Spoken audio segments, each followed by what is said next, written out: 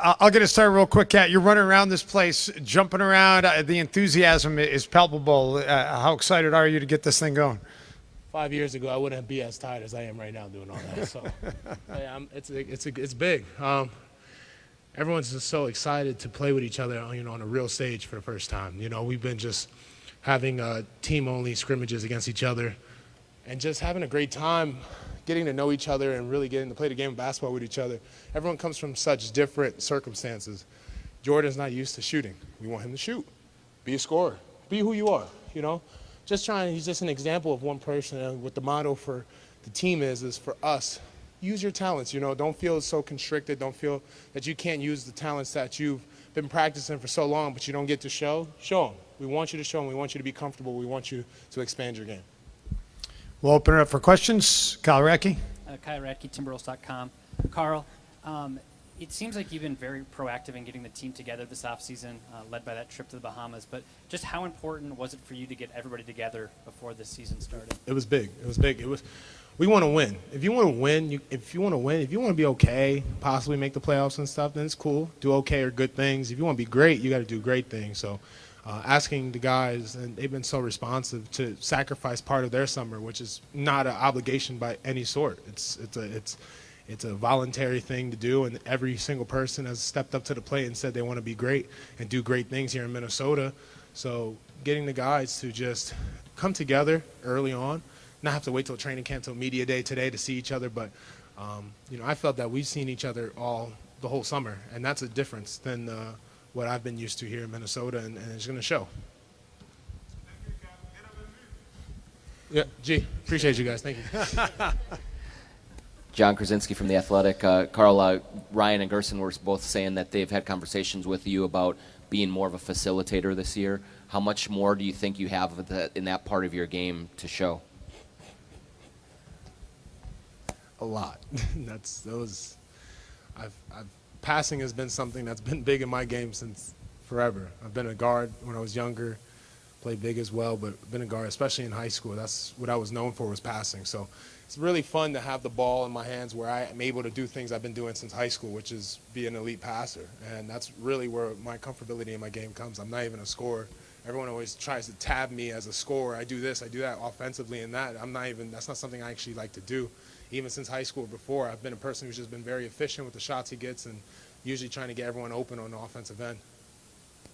Jace Reddick, Pioneer Press. Karl, you talked about getting everybody together and the value and making a great team that way. You have a lot of new teammates in these experiences with them. What have you kind of learned about them and thought about them? The character these guys has is second to none. Like I said, just first off, for a voluntary thing like Bahamas or coming back here to Minnesota early, that's voluntary. That's not anything that they have to do.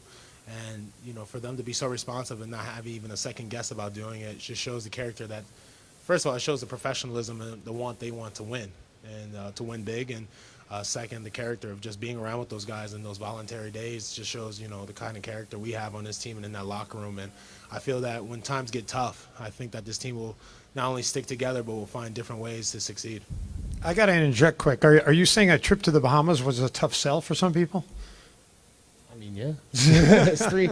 You have to understand we have some guys on this team who also just had brand new kids, and they got kids. When you got kids, it's very difficult to say, hey, I want to leave my family for 3 days. That's rough. I could only imagine for me, as if I was a father, I would have a very hard time saying yes to that right away. But like I said, for those guys, even to just be the first one to say, yes, I'm ready to go, like whatever the team needs and whatever we need to do to win big, I'm down to do. It just shows you the kind of character we have in the locker room. Britt Robson with The Athletic. I have a two-part question about defense. One is that when you've been next to somebody like KG or Cove, your defense is gone up, your efficiency has gone up, your confidence in playing has gone up. What is it about that type of player that really enhances your defensive performance? And then secondly, there's been talk about you guys doing a lot of switch-heavy defenses, but in some schemes, are they going to be switching 1 to 5, or are you going to be pretty much the rim protector and they'll switch 1-4? So to answer your first question, defense is a 5-man game. So just when you have a great defender like KG, you have a great defender like Roca. We're talking about defensive player of the year kind of candidate guys. yes, everyone's defense efficiency and numbers and statistics looks way better because with those guys on the court, they fill in holes that defensively, or they make things happen defensively that it's not about even being by position, but just by talent at the defensive end. So obviously, we're all going to look better when those guys are on the court, especially for me. I've been with KG, who's one of the top defenders of all time, and you're with Rocco, who's one of the top defenders in the game right now. So, yeah, obviously, we're all blessed. And, you know, when you have guys like that on the court, obviously it's different because we all look good then. You know, we all going to look way better defensively because you don't have to worry about, for me personally, Rocco's on the court. I know if Rocco's on that side, on the wing, I don't have to worry about a penetration coming into the paint. I don't have to protect it. You know, one of the biggest things I've stressed a lot was I don't want to be leading the league again in contested shots at the rim. You know, I don't want to be contesting that many shots. There's no reason I should be doing that because we should be playing defense to a standard where I don't have to contest that many shots and put myself in positions where everyone writes foul trouble, this and that. Well, I'm doing my job. I got to protect the rim. That's what my job is. So I'm not going to just let a guy come in here and dunk and lay up on us. You know, we got to make things happen. So, and the answer your second part, we're going to do what we need to do to win. You know, we have the capability. We got someone like Jordan Bell who could play 1 through 5 defensively. We got a person like Rocco who could play 1 through 4 comfortably. I think, and Wig, who, when he's on, he could guard 1 through 4 very easily, comfortably, and be very effective. So we just got to be able to utilize our strengths and our talents and whatever the game plan is and whatever the team's weaknesses are. So that's what us. We got to come in with a great game plan, got to come in with a great scheme. But most importantly, it doesn't matter what the coaches write on the board. It doesn't matter what they say to us. It doesn't matter all those little things. It matters us as players, as the people in that locker room who are making this organization, wearing the jerseys on that court. We have to have a want to be out there and playing defense at a high level and keep people from scoring 140 plus multiple times against us like last year. We can't have that happen. Chris Hine from the Star Tribune. Carl, we talked a lot late last season about the need to build a culture. Yeah. Was this summer the right steps in your eyes to building the culture you want to see here? And Absolutely. What specifically did you like to I see? mean, absolutely. I like using analogies. That's who I am. I like being able to use analogies. And so, like building Rome, Rome wasn't built in one day. The pyramids weren't built in one day. It takes time. So the summer was a great spot for us to get a head start on building that culture, setting the standards, setting who we are. What is our identity as a team? What is our true identity as a team? Who are we going to be? So we set that early this summer. We built on it throughout the offseason, and now we're at this point of media day where we feel we have a true identity of who we are as a team. What is our culture? What is our standards as a team? Not the standards you guys see as on the court and stuff. We're talking about off the court. Some of the most important things, getting the culture right, understanding who we are as players and what we are going to represent as Timberwolves players. And we did a great job of that. Ryan, Gers, front office has been amazing at helping us and supporting us in this journey of building the culture and helping us build it. And now the basketball part comes in, and we feel very comfortable because we've so cohesive and unified right now at this point, especially that we've built a great foundation where now when things get tough, the season's not going to go. We're not going to go undefeated. I'm sorry to tell you guys. I know you guys want to write the Timberwolves are shocking the world going undefeated. There's no way in hell that's happening. But what I can tell you is that we're going to go out there every single game. We're going to be unified. We're going to be cohesive. When things get bad, we're going to be together. Regardless of how the outcome of the game is, we're going to be together. We're going to work tremendously hard, and we're going to be the best team we can be every single night. Carl, how do you see Ryan holding you guys accountable sometimes when that has to happen, when things aren't going right, whether scheme-wise or otherwise, and his abilities to be able to get through to you guys in that way as well? I think don't get it twisted. Just because he's wearing tailored suits and he looks good on the sideline at 32 years old or 33, whatever he is. I mean, getting out of college. I mean, we got to make sure that we do everything we can for him. And he also has a side where he's a dog. He's a dog, and especially when it comes to getting things right and doing what he commands and what he asks of us. While it's his job as well, it's the job of the vets. It's the job of the leaders, me, Rocco, Wig. We got to be able to carry his message that he wants and carry into fruition. So our job is going to be more of making sure that we empower the team, all of us together. Not even me, Rocco, Wig. It has to be us as a general team. The rookies need to be able to step up and do things that we need or change the pace or lead the charge. We're asking a lot out of everyone, but it's because we believe everyone has that kind of ability, talent, and character to get it done.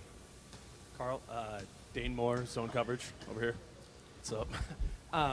When you're talking about being the facilitator piece kind of at the beginning, like Can you help us visualize that and what that looks like? Because obviously, when you're looking around most other teams in the league, it's so much more going through the shorter players on the floor, and it's just more rare somebody of your size to be the facilitator. Do you have a player example of that, or what we can expect to see that looking like?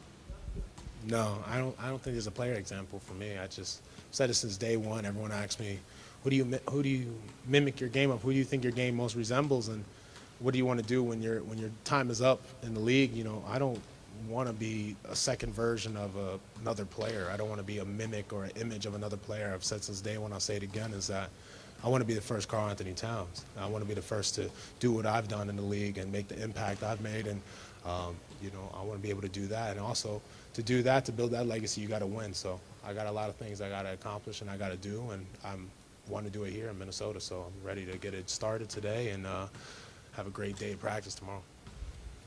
Jace Frederick, Pioneer Press. Karl, everybody talks about wins and losses, but how will you gauge the success of this team this year?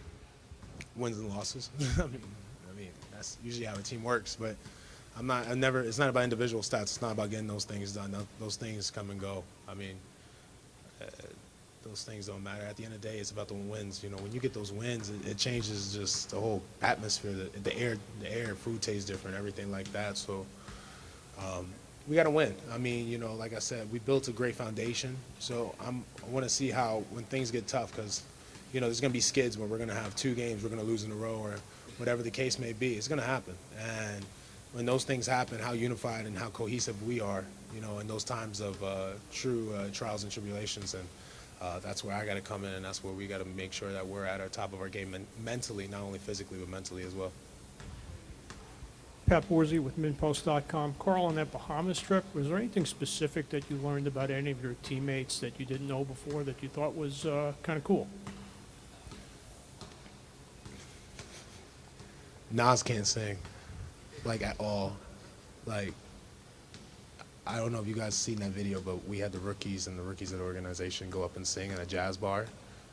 Boy, that was bad. That was awful. So that's the first thing that comes to my mind. That's why I started laughing. But if I had to say I learned anything about us, I think that we have guys who, when we're competing and we're truly competing and we're playing, things that are said or done don't affect what happens off the court. And that's a big thing. And I say that to say this: when you're competing and we're talking junk towards each other and we're hitting people and we're really getting aggressive at each other and everything, that doesn't affect our relationship off the court. Now that leads to great practices.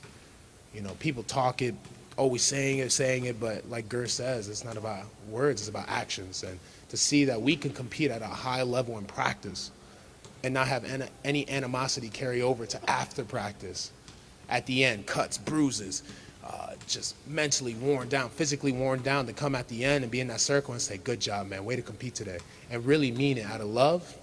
That's when I really saw us and I said, man, we could be something special. Because when we practice, we're able to really communicate with each other at another level, at a championship level, at a top elite level.